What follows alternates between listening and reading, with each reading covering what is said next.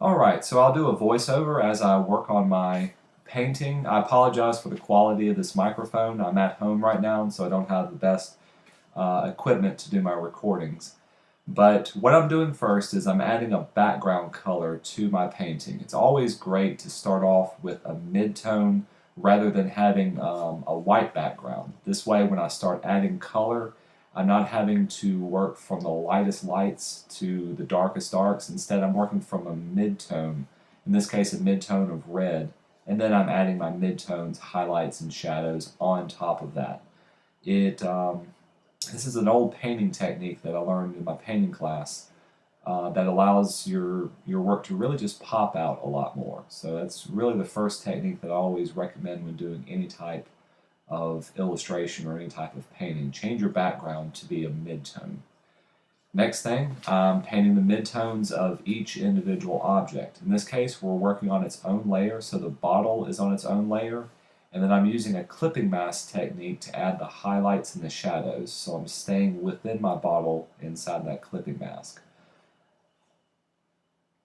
This gives it some really nice clean lines. I don't have to worry about going over the edges. All I have to do is stay within the little line work notations that I've added to my preliminary drawing, so I know where things start, where things stop, and also gives me an idea of placement of little highlights and little shadows from there.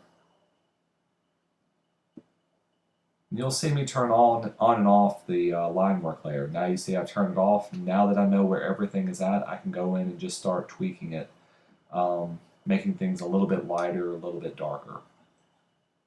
As far as the colors that I'm choosing, initially I'll start off with using my color picker to get the exact color, but I still want this to look like a painting. I don't want it to look necessarily photorealistic. I've already got a photo of it. I want it to look a little bit painterly, so I want to see some slight color variations, some slight line work in there, a little bit of those little extra things that make it look like it's hand-drawn and hand-painted. And this really what makes your digital paintings pop out and look a little bit special. Same thing for the pear. So I'm drawing the pear off now. It's on its own layer, and I'll do the same thing for all the other different things that I have in this composition. I chose these different things simply because they have different types of surfaces. The bottle is very smooth. The pear itself is a little bit of a matte finish. The flower, it's a fake flower, but it has a cloth type feel to it. And even the fruit themselves are inside of this transparent glass, and so the glass itself is going to have a reflection. All of these are just different things to help me practice looking for highlights, looking for shadows, and looking for the different shapes within shapes in this composition. Again, I'm starting very, very broad. I'm looking for what's the main color of it, in this case yellow. Then I'm seeing, okay, there's a little bit area of red, there's a little bit of a darker area, there's highlight areas. Start off broad and then narrow down to smaller and smaller details. You don't want to jump in and start painting every single little detail. Give yourself that space. Say, what's the largest area that I can see right now? And then paint that in. Change the size of your brush when necessary. Change the opacity of it so that you slowly blend things together. But be loose with this. The looser it is, the more painterly it's going to seem. And in this case, we don't want photorealism. I want you to practice using your brush, training your hand and your eye to see different things and work together. Now in this, when I start painting the grapes, you can see I'm going to run into a problem. Because it's a black line on top of a black area, well, I can't see my lines. It was simple enough to choose the layer that my lines were on and inverse it, so now I've got from a black line to a white line, and I can see what I'm working on from there. In the future, I may start doing everything in white line, just so I can work back and forth. Another thing you'll notice, I didn't paint the grapes in a solid black. If you look at the picture, yeah, I could have easily gone straight black and then just added a little bit of highlight to there. Instead, I'm using that mid-tone. I'm using a mid-tone of blue. Then I'm going back in with a highlight on top of the grapes. I know they're rounded, so I want those highlights to be rounded. Then I'll go back in and add even the shadows into that. even though most of it is in a dark, dark shadow, because I'm painting it, because I'm in control of how the colors look and how everything else looks, I can make those things stand out. And look at these grapes now, they're standing out a whole lot more than what the picture was being able to show. Again, working in clipping mask allows me to clean up the edges just a little bit more, and I don't have to worry about accidentally bleeding over into another section or another area. Everything stays within that initial clipping mask area.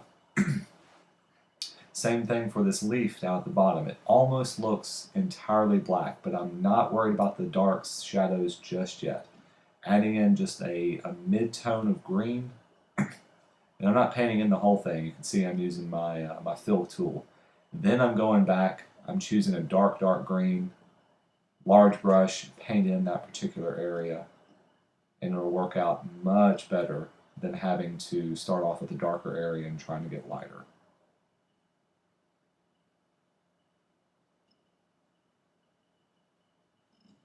As soon as I feel good about the shape of it, turn off the lines and train your eye to see where's the light highlights hitting, where's the darker areas hitting.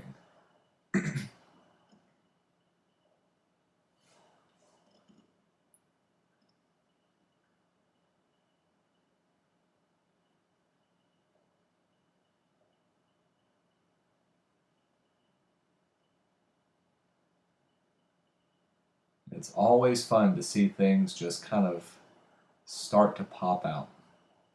You can tell a lot of amateur work, or at least I call it amateur. First time you learn to paint and to draw, things don't have enough contrast. You think you're going dark enough on a shadow, but you can push it a lot more. If you look at the shadows in this photograph, they're very, very dark, near black.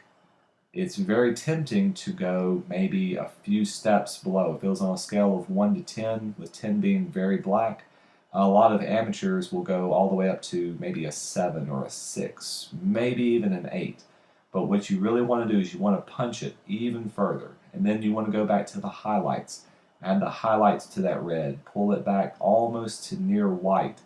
That just gives you a lot more contrast and gives it your surface area a lot more three-dimensional volume. When I started working on this sunflower, I almost forgot about this. I spent probably more time on this sunflower than I needed to. And you'll see me struggle through it. I started off just like with the other ones. The yellow is on its own layer. I think I'll even paint in the mid part of it its own color. But when I start adding the shadows, I'm trying to add too many small details. You'll see me go in, get a small line, and add small brushwork. I forgot my own advice. Start off with broad, broad areas. See, now I'm starting to fill in little tiny, tiny little areas. No, no, no, no. Go back in, start off very broad, very large type of areas. Then go back in and add the small details. Small details are kind of like the icing on the cake. You got to make the cake first. You got to mix all the ingredients, get everything together, and then add the icing, then add the sprinkles. That everybody loves that, but you got to wait to the end to be able to do that. And for this one, I had just forgotten about it. I'm trudging through. I'm spending a lot of time on small details. I'm jumping from one thing to another. If I had to redo this over again, I would probably paint the top area of the sunflower first, then work my way down into those midtones and pull those out as well. Another thing I forgot was about the highlights. I thought the yellow was light enough, but when I went and I took a break, came back to this, and I said, hey, I need to add some highlights to this. And then you'll see me add some white on top of the yellow. Then it really starts to pop out. You can see I'm still struggling. I'm trying to add small details.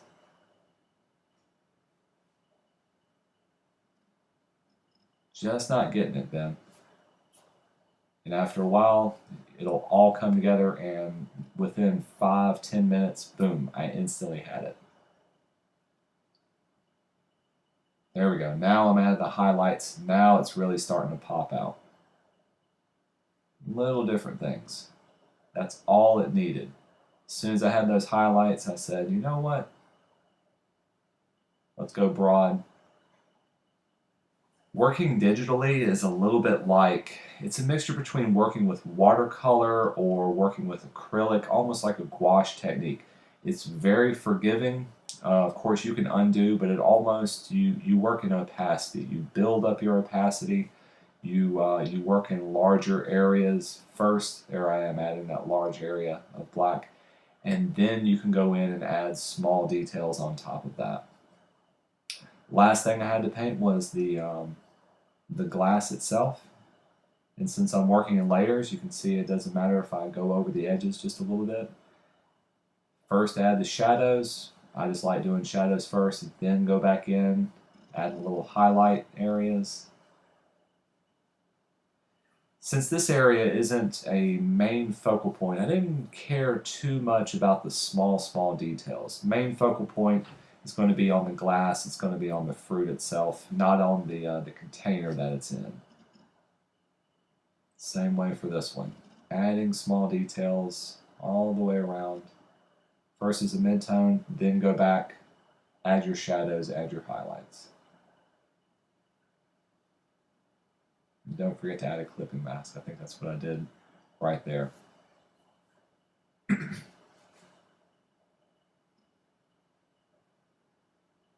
By the end of this, I've probably had close to 20, maybe 15 to 20 different layers. Give yourself as many layers as you need. That's the advantage of working digitally. You don't have to do it all on one canvas. Work through from there. Now I know there are some digital artists that can do this all on one canvas. Right now, we're just learning the basics. We're just figuring out how do you work in using the brushes, how do you change the opacity and pick different colors. As soon as you master using the tools, then you can start mastering the techniques. Then you can get down to the nitty-gritty details and then start adding your own style to this. Right here, I'm trying to get that edge look just perfect. And I want it to be a perfect circle. I couldn't hand paint it, so you see I break down and I use my selection tool. Then I can go through, add in the highlight and the shadow into that one. So now that edge looks nice and crisp.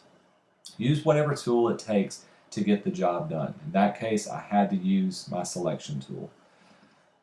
Again, I'm going back, I'm looking at this, I'm saying, how can I make the foreground stand out? So I'm making the background a little bit darker. We'll sign it off, and that's it for this one. In the next video, we'll show you how to do some tweaking.